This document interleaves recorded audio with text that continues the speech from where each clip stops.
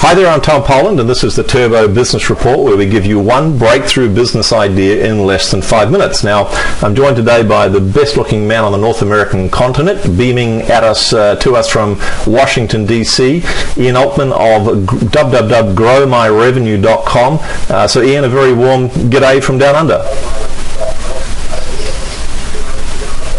Great to see you, Tom. You too. A little bit about Ian before we rip into it. Ian is the Amazon #1 best-selling author of Upside Down Selling. He was the founder of a technology consulting business, a commercial software business, and for 2 decades as CEO, what put a smile on his dial was when he could run around the big corporates and secure contracts with federal agencies and larger companies than his own, and send those corporate salespeople scuttling back, crying in their tea in the boardroom. Now, not only did he sell one of those businesses, but he stayed on as managing director for 3 years, and in those 3 years took the company from a valuation of a mere $100 million to, drumroll, $3 billion. So, Ian, that's quite a feat. Now, it wasn't $3 billion; it was only $2 billion, Tom. Oh, only $2 billion. That's $1 billion between friends. It's only $2 billion.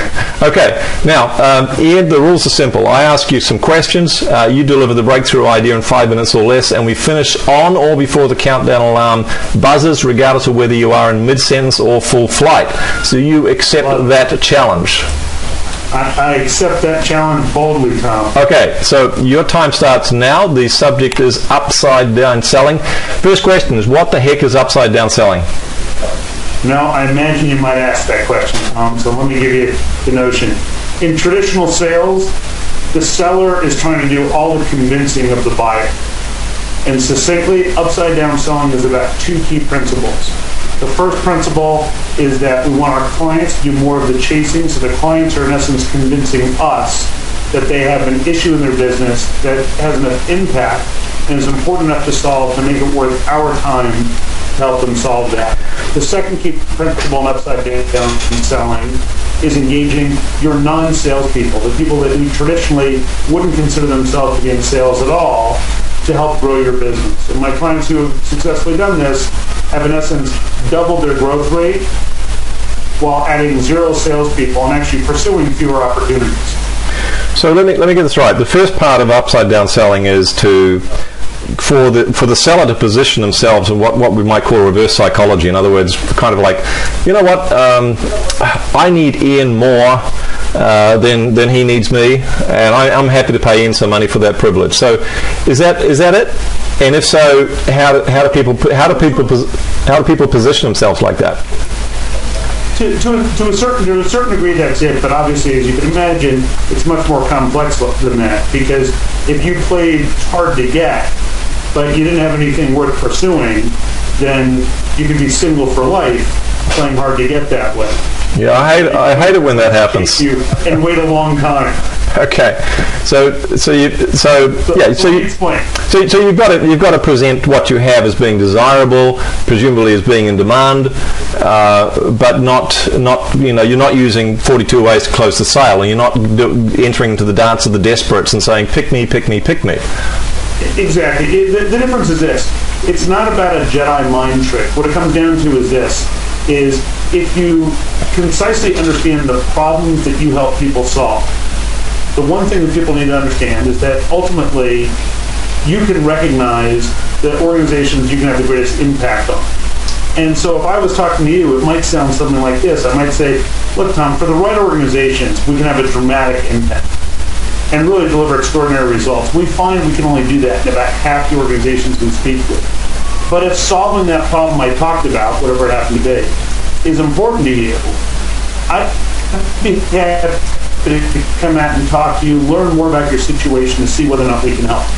If you think about the psychology of that, which group do you hope you're in? The group I can help or the group I can't? Yeah.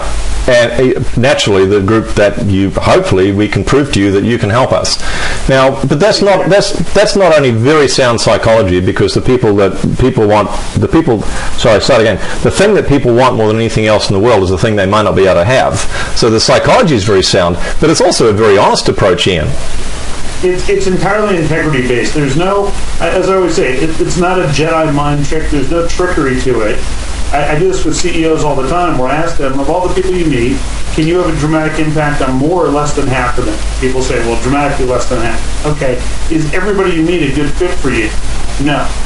Okay. And by the way, when your clients think they know the answer to something, and they think they know exactly what they need, ultimately, we know that usually what they really need is something different than what they told us they need. So it's our job to diagnose their condition. In essence, what I say is you start with the symptoms that you're good at solving. And then it's your job to diagnose to see if their condition is severe enough to warrant treatment. Okay. And all the questions you were asking a CEO like that, naturally they would then self-reflect and say, well, if that's true of my clients, maybe it's true of me. Now, we've got 55 seconds. Let's go to the second half of this. How do you engage the people that have never been trained as a salesperson? And how do you engage those people who are not salespeople, that don't like the idea of selling, and get them bringing more business in? Another great question, Tom. You're full of them today. I'm full of a lot of things. At least you said it, not me. The key is this, that most people who aren't in sales are apprehensive about sales because they fear that it's going to undermine their role as a trusted advisor. Once we help them realize their role is to help their clients solve problems that the client has and solve them in a way that they can do it better than the client can, then it's not about selling, it's about serving. 10 seconds left. Once they do that, 10 seconds left. Once they realize... I got to stop you. Where do people go to get more information? Quick. GrowMyRevenue.com.